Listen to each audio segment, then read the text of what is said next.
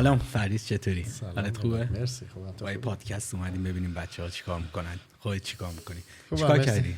چطور بود امروز؟ هفته خیلی جالبی بود. پیش چیکار کردی؟ کجا رفتی؟ تعریف کن برامون. یه خبر جالبی که بود این هفته، خب توی آلمان تو شهر کلن این هفته، یعنی حتی امروز هم بود، جمعه، شنبه و یک شنبه نمایشگاه بین‌المللی بازی بود. بازی کامپیوتری، شرکت‌های مطرح دنیا همه بودن. آفرین. من قسمت جالب و مهم قضیه اینجا بود که همه بازی‌ها قراره چند ماه دیگه، یعنی نزدیکترین حالت از اواسط نوامبر 2025 ریلیز بشن، یعنی تازه وارد بازار بشن و برای اولین بار همه بخرن این بازی‌ها رو. و تو توی نمایشگاه میتونی برای اولین بار بازی کنی و تقریبا میشه گفتش که نفر اولی بودی که داشتی تجربهش میکردی و خیلی جالب بود.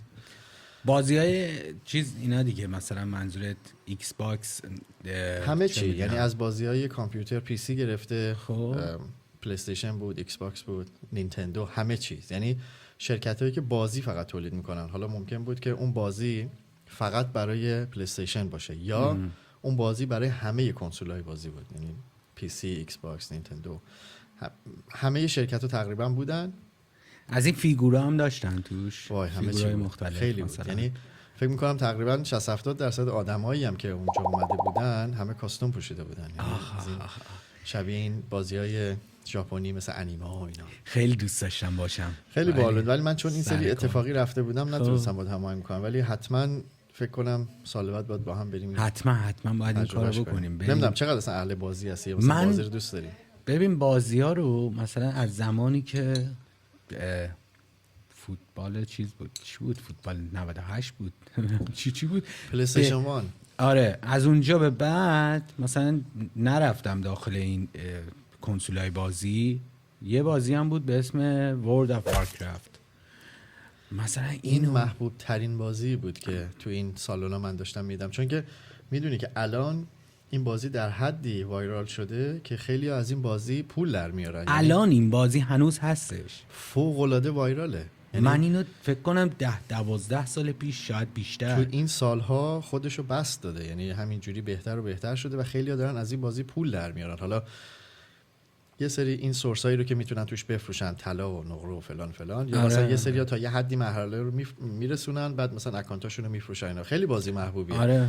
من تقریبا هیچ وقت بازیش نکردم، ولی خب وای من ببین این بهترین بازی بود که من تو عمرم انجام دادم، یعنی به خدا هنوز یادمه. خیلی فکر میکنم بیشتر از 10-12 سال، خیلی یادم نمیاد، نوجوان بودیم اون موقع. بازی میکردیم، یه هیرو داشتم، بعد این هیروه هم پالادین توش یه چیز هست، 2 گروه مختلف هم پالادین داریم و الینس داریم فکر میکنم. من یه چیزایی یادم، اگه اشتباه بگم بچه‌ها منو ببخشید، یه چیزایی یادمه. بعد خیلی هم قوی شده بودم، میرفتم تو این سایی که هستش، میرفتم اونجا مبارزه میکردم و اینا، خیلی قوی بودیم، اصلا یه آیتمایی میگرفتم و اینا.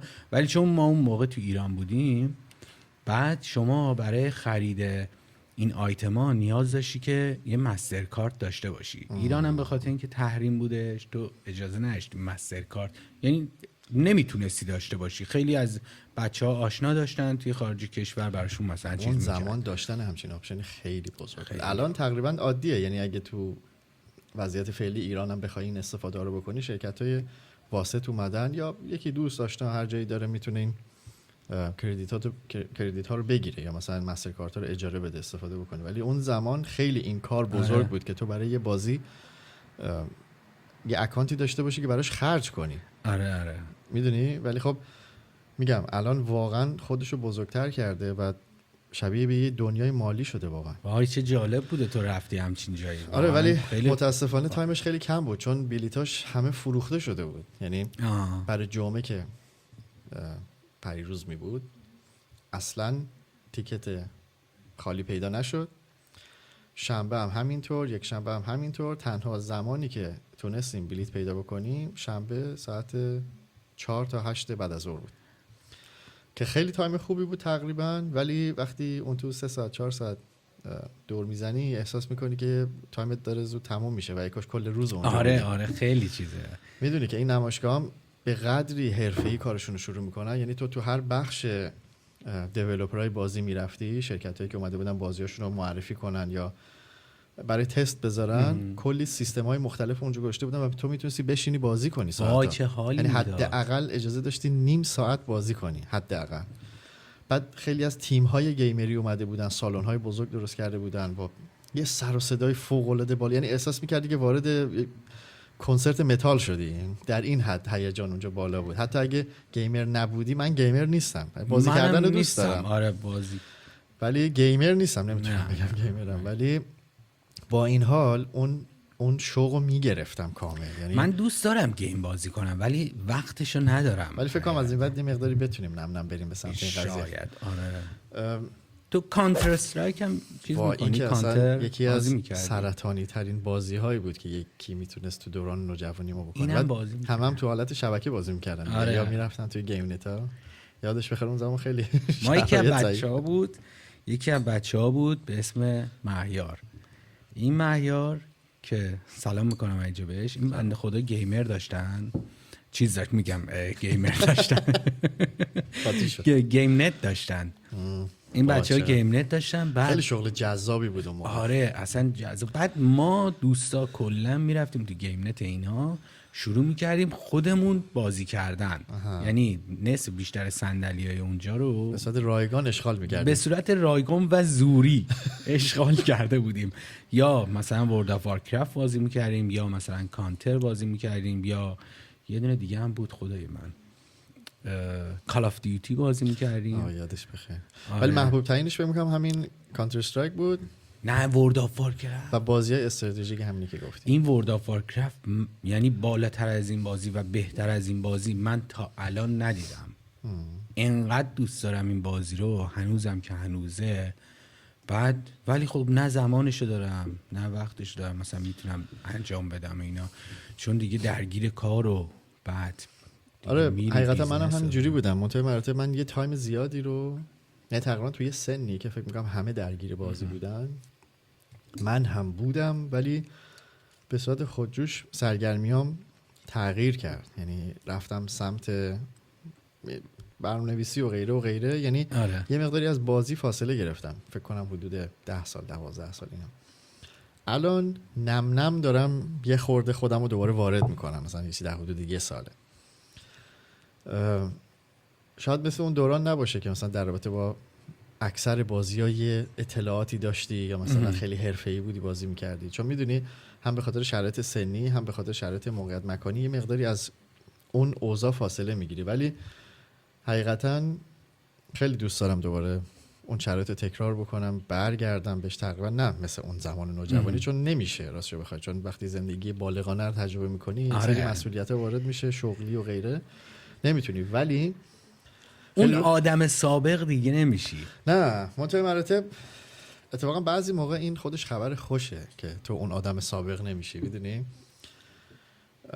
ولی خب اون هنوز اون حس رو دوست داری دیگه، اون حسی که 100% بازی میکردی چون خیلی بیخیال بودی اون موقع. یعنی تمام عشقت این بود که این مرحله رو بگذرونی یا این بازی رو با اون جوری که دلت میخواد با اون انرژی و هیجان انجام بدی بری جلو. ولی یه چیزی رو بگم، من واقعا دلم میخواد حالا تو همین زندگی بالغانه که آدم داره انجام میده میره جلو،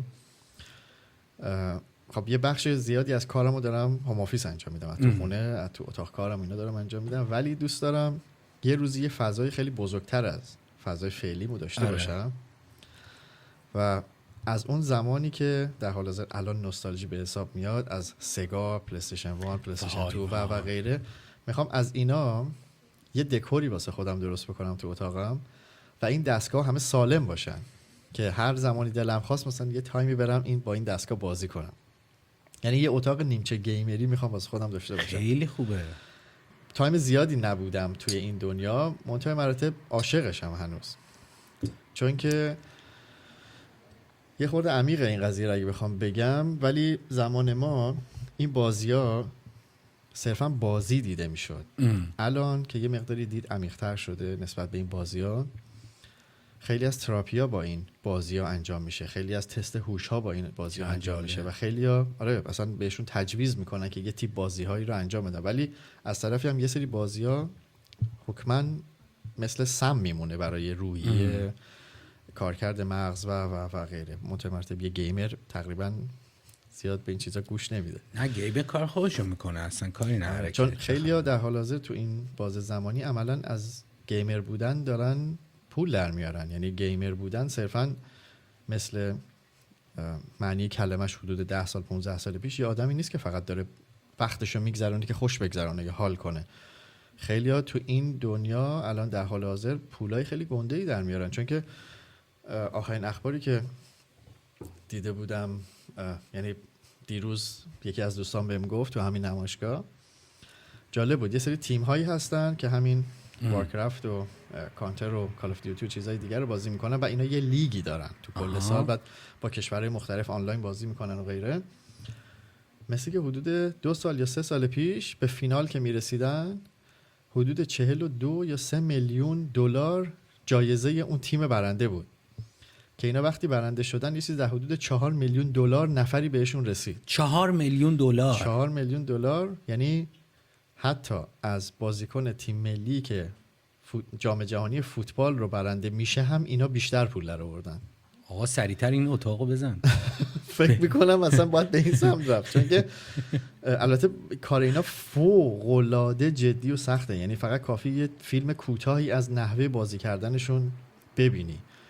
ببین کارهایی دارن میکنن، کلیدهایی رو میزنن رو کیبورد، با موس کارهایی دارن میکنن که تو اصلا متوجه نمیشه. ببین من خودم کارم اینه، متأسفانه وقتی بعضی موقع اینا رو میبینم شوکه میشم که چقدر اینا غرق این قضیه شدن و سالهای زیادیه دارن این کارا رو انجام میدن. یعنی خیلی رک بگم، تو اگه چند ساله 4 سال 5 ساله داری بازی میکنی یه بازی رو که اونها هم دارن انجام میدن، در برابر اینا کوچکترین شانسی نداری، چون تمام زندگی اینا درگیر این قضیه شده و اینها توی لیگی که اومدن بالا بهترینا بودن. خیلی حرفه‌ای ان دیگه، بی نهایت. ولی خب به مبلغ جایزه اگه توجه بکنی واقعا مخ آدم سود میکشه تو این قضیه. چون آخه تا به اون مرحله برسی که مثلا بخوای جایزه ببری، واقعا یه زمان زیادی رو تو باید گذاشته باشی پشت این قضیه. خیلی سالهای زیادی رو شبانه روز هزینه صرف یه بخش بزرگ این داستانم از یه رفاهی میاد در دوران کودکی دیگه. میدونیم تو از یه سنی میشینی پای کامپیوتر و یه آزادی روانی و مالی از طرف خانواده یا خودت باید این شرایط رو واسه تو هموار میکرده که تو به این نقطه برسی. چون که تو دنیای امروزی تو هر کشوری، یعنی حتی توی مرفه ترین کشورها و جامعه هایی هم که بخوای زندگی بکنی، عملا اینقدر راحت نیست که تو 35 سالگی 40 سالگی 50 سالگی تو سنین مختلفی هستن گیمرها. 50 ساله دیروز دوستم به میگفتش که میانگین سنی گیمرها تو کل دنیا 36 ساله. یعنی تو همه 17-18 ساله ها رو گیمر در نظر بگیر. درسته. سن بالاترها هم تو این قضیه هستن که این آمار رو بردن بالا. یعنی 50-60 ساله‌ای هم هستن که گیمرن. مثلا میری میبینی یه پیرمرده با آره. یه دستش مثلا دسته چیز این کنسول بازی یا کامپیوتر، کیبورد کامپیوتر، یه دستش هم مثلا قلیون نشسته اینجوری مثلا دستگاه تنفس مصنوعی هنوز به دماغش وصل. عجیبه نه؟ خیلی عجیبه. ببین این تصویرها رو وقتی میبینی، حالا لازم نیست خودت اونجا حضور داشته باشی که زنده ببینی، ولی حتی وقتی اخبارش هم میشنوی متوجه میشه که از یه رفاهی تو جامعه باید این موضوع اتفاق افتاده باشه که توی سن خاصی، خب به هر حال وقتی یه 50 ساله گیمره مطمئنا از 45 سالگی که شروع نکرد یا از 48 سالگی که شروع نکرد، از سن خیلی کمتر، از سن خیلی پایین‌تری این کارو کرد. میگم میانگین سنی حدود 36 ساله. بعد عملا الان یه صنعت به حساب میاد، یعنی یه بخشش تفریحه و یه بخش بزرگش الان درآمد به حساب میاد. چون جدا از این که فکر کن تو مسابقه‌ای رو بخوای شرکت کنی مبلغی رو برنده بشی، خیلی‌ها بازی کردن‌های شخصیشون رو استریم میکنن، یعنی لایو یا هر مدل دیگه‌ای پخش میکنن و از همون ببین سبک بازی که میکنن رو ارائه میدن. چون خب طرفدارای خودشو داره دیگه. میدونی مثلا من الان شاید متوجه نمیشم اینا مثلا چیکار دارن میکنن تو اون بازی فلان، استراتژیاشونو مثلا متوجه نمیشم چون نیستم این کاره. ولی خب کسی که بازی میکنه استراتژی طرفو میبینه، چجوری حمله میکنه، چجوری اتک میزنه، نمیدونم چیکار میکنه اینا، بعد میاد اونا رو تو سیستم خودش هم پیاده میکنه.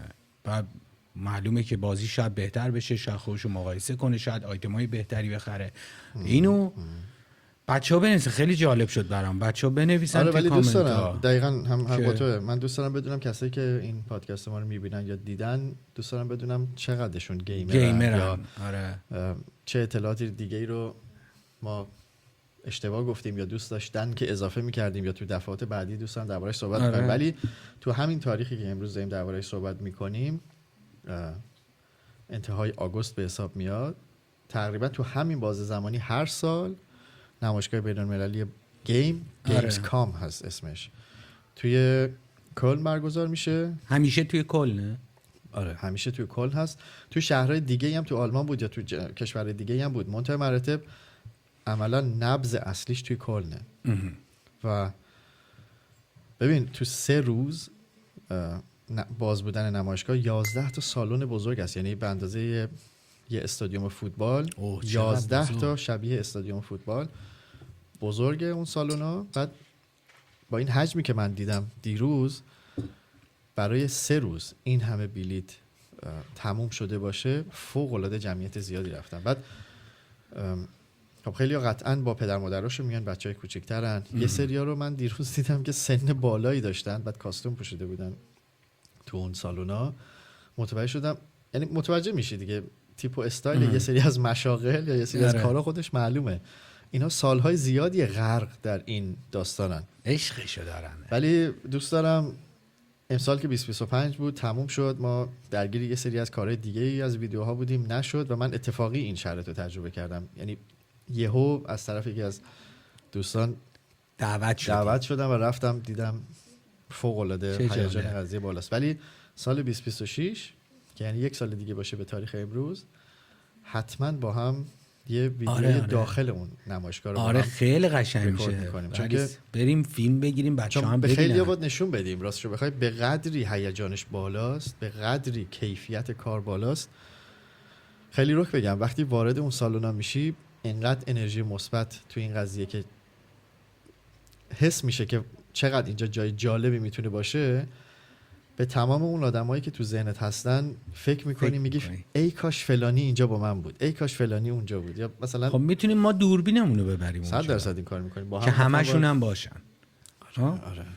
من نمایشگاه رفته بودم، نمایشگاه دورتموند، مثل دورتموند برای الکترونیک بود، برای همین در رابطه با کارمون بودش. بعد اونجا هم دعوت شده بودم، از طریق یه لینک های دعوت شده بودم دیگه، رفته بودیم. خیلی هم حال داد، واقعا نمایشگاه بزرگی بود، خیلی هیجان داشتش، خیلی چیزای ابزارالات، خیلی تکنولوژی های جدید اومده بودن، خیلی سیستما، مثلا کارهایی میدیدی این لوازم های جدید آورده بودن، خیلی جالب بود برام.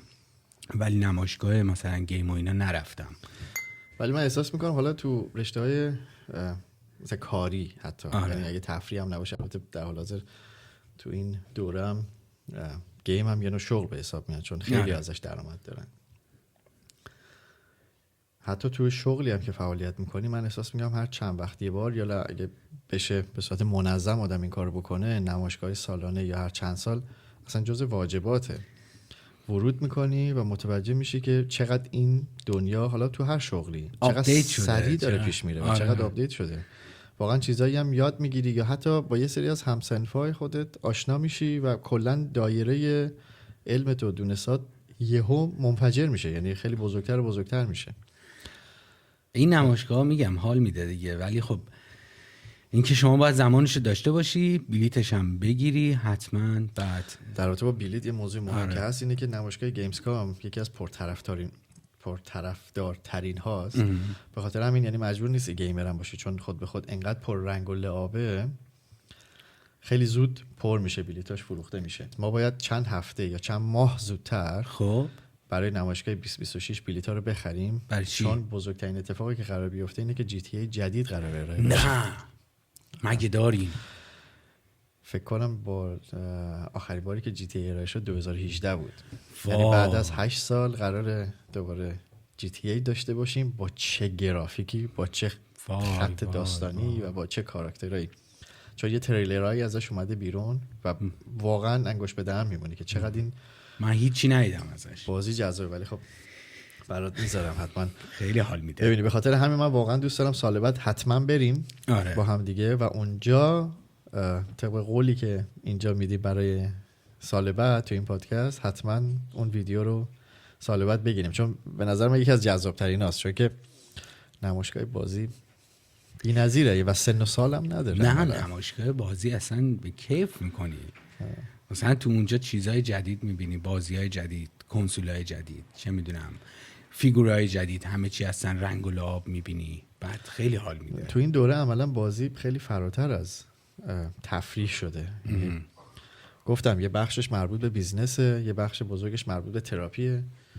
این مگسه هم که فهمیده ما نمیخوایم اینجا باشه. آره و این موضوع هم فکر کنم گفتم یه تیم‌های و لیگ‌های بزرگی وجود دارن و یه درآمدهای سالانه و مسابقاتی فوق‌العاده بالایی دارن که تو پردرآمدترین ورزش‌ها هم این پول‌ها جابجا نمیشه. وای اصلا عجیبه. نه کلا اصلا گیم تبدیل به یه صنعت فوق‌العاده بزرگ شده. حالا خب اینو به من بگو، ما کی میتونیم بریم؟ دقیقاً یک سال دیگه، آخرای آگوست 2026. خب نمایشگاه دیگه مثلا چیزی هستش؟ نمایشگاه ماشین دوست دارم. اون میتونه یکی از بهترینا باشه به نظر من. منم خیلی دوستش دارم. نمایشگاه ماشین بریم مثلا چیز سوارشیم، بریم دو چالنجر سوارشیم. آره اگه داشته باشن عالی میشه به نظر من. ولی ما فکر میکنم تقریبا ما تو هر ماه مخصوصا تو تابستون بهار نمایشگاه زیادی داریم توی آلمان. آره که بین‌المللی ان و حرفه‌ای. خب بریم. من که کاملا پایم. تو اگه باشی اصلا میتونیم 100% سنگ بناشو میتونیم تو همین پادکست بذاریم که آره نمایشگاه جذابی رو که خودمون فکر میکنیم یا حتی اگه بچه‌ها بهمون پیشنهاد بدن نمایشگاه خاصی باشه واقعا بریم ببینیم. چون فکر میکنم 12 سپتامبر همین امسال فکر میکنم حدود 20 روز دیگه هم یه نمایشگاه دیگه‌ای باشه که مربوط به جدیدهای تکنولوژی ساله. در مورد چی؟ در رابطه با هر چیزی که مربوط به تکنولوژیه، چون پیشرفت دیجیتالی و غیره و غیره. اونجا هم دوباره تو کلن برگزار میشه. اگه پایه‌ای بریم ببینیم، چون منم اطلاعات زیادی ازش ندارم. دوست دارم بریم ببینیم. فقط بریم ببینیم. آره میریم حتما. چرا که نه؟ آره این بحث خیلی جالبی شد، چون که توی این نمایشگاه فقط مربوط به موضوعاتی نیست که بری با چشم ببینی، چون خیلی از شرکت‌ها جدیدهاشون رو ارائه میکنن و اونجا با یه سبک فوق‌العاده حرفه‌ای این پرزنتیشن ها اتفاق میفته، توضیح میدن درباره‌اش، ارائهش میکنن و خیلی آدما اونجا با شرکت‌ها آشنا میشن و کارهای جدیدشون رو پیدا میکنن توی این سیستم. وای اصلا خیلی حال میده. اصلا یه دنیای جدید دیگه است. من که بی‌صبرانه منتظرم فردیس بریم این چیزو نمایشگاه رو ببینیم. خیلی حال میده. به نظر من میتونیم این قولو بدیم به هم دیگه، به بقیه که این کارو بکنیم. آره. و اینکه بریم حتما انجامش میدیم به نظر من. آره چرا که نه. شعار دو وایب چرا که نه. ولی خب بچه‌ها همونطور که گفتم گیمرهای عزیز، اینایی که ویدیوهای ما رو میبینن دوست دارن کامنت کنن برامون، بنویسن. من اصلا ببینم چقدر گیمر ما دارن برنامه رو میبینن، چقدر دوست دارن. شاید پیشنهاداتی داشتن، شاید مثلا میگفتن برید از قسمت فلان مثلا نمایشگاه دیدن. آره خیلی مهمه، چون فکر کنم ممکنه خیلی‌ها دسترسی نداشته باشن. چون میتونیم ویدیو بگیریم براشون. مثلا میتونیم اون جایی که اینا میخوان بریم. خیلی خوب به نظر من. آره به نمایندگی از اونا اونجاییم دیگه. آره چیزی که دلشون میخواد بهتر ارائه میکنیم. ولی جذاب‌ترین قسمتی که فکر میکنم سال بعد میتونیم تجربه بکنیم اینه که بریم بخشای خرید کاستومای بازی. وای. یا مثلا این فیگورهای بازی که تو همیشه دنبالشونی. من اصلا عاشق فیگورام. آره. اصلا دوست دارم یه اتاق با فیگور بازی ها فیگورها داشته باشم. یه اتاق فیگور داشته باشم. خیلی حال میده. منم اگه به اون اتاق برسم که تمام کنسول‌های بازی که دلم میخواد داشته باشم، دیگه واقعا هیچ چیزی از دنیای گیم نمیخوام.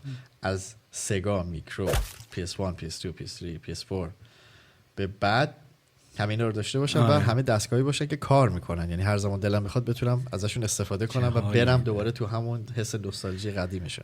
من انقدر دوست دارم دوباره این ورد آف کرافت رو بازی کنم، ورد آف وارکرافت رو بازی کنم. انقدر دلم میخواد ولی متاسفانه وقتش ندارم. ولی یه ذره میریم جلوتر یه مقدار فارغ بالی میاد سمتمون، میتونیم این کارا رو بکنیم. آره یه سیستم قوی هم میخواد برای این بازی. خیلی بازی سنگینیه. خبر داری که بازی خیلی سنگینه. من سالهای زیادیه بازی نمیکنم، به خاطر همین الان ادعای داشتن اطلاعات نمیکنم تو این قضیه، چون در حال حاضر اطلاعاتم اصلا در سطح یه نیمچه گیمرم نیست. نه اصلا صفر. میگم من آخرین بار بیشتر از 10 سال، فکر میکنم خیلی بیشتر از 10 سال نوجوان بودیم اون موقع داشتم این بازی ها رو.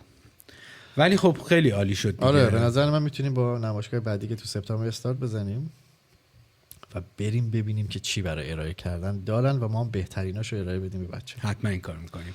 مرسی که وقت گذاشتید برنامه ما رو دیدید. حتما کانال ما رو سابسکرایب کنید، به دوستاتون معرفی کنید، لایک یادتون نره. بعد تا برنامه بعد، خدا نگهدار. خداحافظ. خسته نباشید. همچنین. مرسی. قربونت برم عزیزم.